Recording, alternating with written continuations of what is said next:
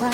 Cùng nhau đón năm mới bình an muôn nhà, yêu thương ấm no, như một nơi cùng nhau trở về sum vầy, tiếng cười khắp muôn nhà, tiếng pháo đã mới rộn ràng, cùng ngàn câu chúc an lành chào một năm mới bình an.